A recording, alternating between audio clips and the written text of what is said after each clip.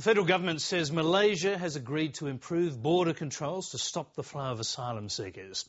The Prime Minister has met the country's leaders in Kuala Lumpur tonight en route to a week-long series of meetings in Europe.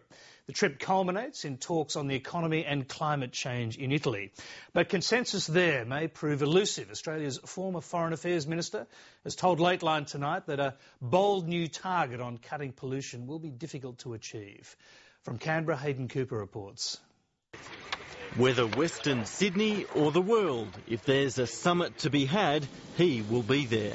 We have to use this week's meeting to build momentum towards the next G20 summit in Pittsburgh in September and for the Copenhagen Conference on Climate Change in December.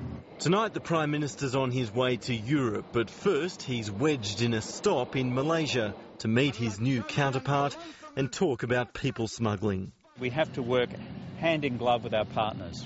In the past, Indonesia has been the chief launching point for asylum seekers heading to Australia. But now it's believed thousands are waiting in Malaysia too. There's certainly an acknowledgement that there needs to be greater vigilance, greater oversight, greater supervision.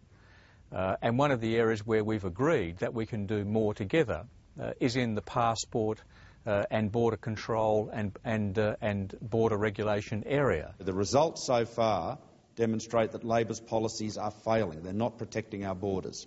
In 5 days, Kevin Rudd will stop in Germany, Switzerland and Italy, where the leaders of the world's biggest nations will meet. The G8 and the larger Major Economies Forum will focus on familiar topics. Global economic recovery. But it's also about an environmental recovery. Early reports ahead of the G8 meeting suggest it may set a target of an 80% greenhouse gas reduction by 2050.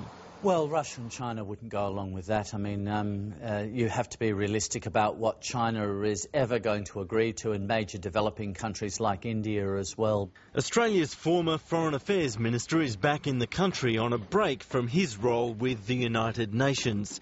He believes agreement will be difficult to find among the competing interests of the developed and developing worlds. These aren't countries that are going to sacrifice the opportunity to escape poverty on the altar of the current international fashion. These meetings are necessary to try to forge some agreement. They're important in terms of forging an agreement. But I doubt that this particular meeting will achieve that agreement. And he says Australia's position is irrelevant. I'm sorry. In China, in Washington DC, in London, in Brussels, in Moscow, they wouldn't have a clue what Australia's emissions trading scheme was or how far Australia is down the track towards an emissions trading scheme. It's not the issue. While the Prime Minister seeks solutions to global problems, the economy at home will receive another hint of what lies ahead. The new unemployment numbers are due out later this week, and all the signs point to another increase. Today's ANZ survey of the number of job advertisements in June revealed a fall of 6%. That's a 51% decline over the year. This underlines the need for the government to be resolutely focused on jobs, jobs, jobs. So how many blokes you got on site altogether? He needs no reminder.